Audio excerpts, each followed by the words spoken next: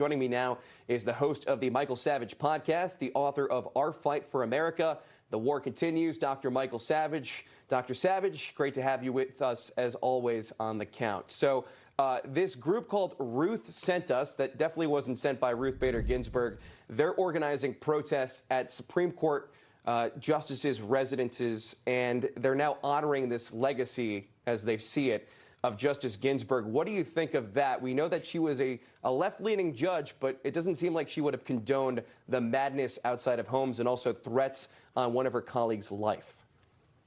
Well, I can't speak for her. She was a terrible human being. I don't know how they have deified this woman. She never should have been appointed to the Supreme Court. We're going back to RBG. Remember, she had been the chief counsel for the radical left communist ACLU.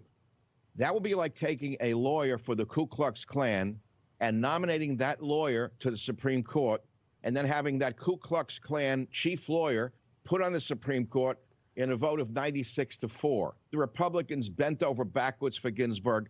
She was a lifetime Stalinist, and I have nothing but horrible things to say about her. She was a demon. So I wouldn't be surprised at what is going on today. It's a continuation of the hatred that has been unleashed by the Biden gang. We are, Logan, living in an age of pure hatred right now, in which the mental pollution that is being disseminated by the Biden gang is worse than any air pollution I've ever seen. The most accessible, and I'm reading from a book I wrote a few years ago, the opening, Stop Mass Hysteria. We're watching mass hysteria, Logan, aren't we?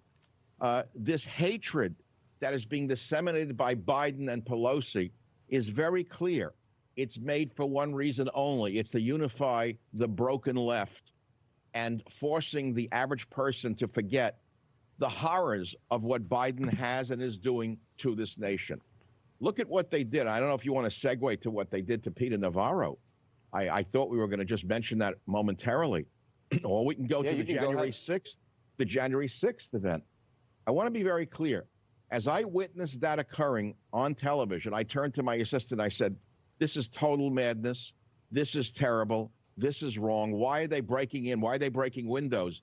It didn't make sense to me. It was all wrong. But so far as I know, Logan, the instigators of that event have by and large been arrested and tried, and some of them are still in jail. So why now do they spend all of this political currency on what is the equivalent of, let us say, Mueller's Russia collusion failed, the Trump witch hunt failed, and go back to the Stalinist show trials and the Salem witch hunt? What are they doing to America? Whatever they are doing doesn't seem to be selling to the average American. And what they did to ex-Trump advisor Peter Navarro is beyond my wildest imagination. Putting a man of that stature in handcuffs and leg irons while being arrested at the Nashville airport on charges of defying the House January 6th committee. Fentanyl dealers in San Francisco are not treated that way, which is why the DA was tossed out in his dirty underwear, that son of terrorists, Chesa Boudin. He let fentanyl dealers, who are largely from Honduras, go because he did not want them to be arrested for selling drugs. Listen to this, why? Because they would have been deported, and he was opposed to deportation. Everyone knows what was going on in this city. And the majority of people in San Francisco who were very left-wing all got together and said he's got to go. So all these left-wing policies that the Biden gang think are going to propel them into office again in the midterms are completely fraudulent. They're not. It's not selling. Take a look at the gas prices. Take a look at the cost of milk, chicken, eggs, and bread. And we've only seen the beginning, Logan. Wait until October, when the food crisis hits because of the disruption of shipment of wheat and other foodstuffs coming out of Ukraine. Wait until the price of bread is $10 a loaf. And then you will see that the Stalinist show trials, the Salem witch hunt, and the Trump witch hunt that they're trying to reignite will go exactly where they belong, onto the ash can of history.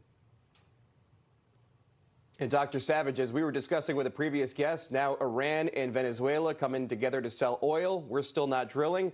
We could be buying from Maduro and Khomeini at any time at this point. So, Dr. Michael Well, Savage, thanks for being here. We appreciate your insight as always. Thanks, Logan. Great show. Keep it up. All right, thank you.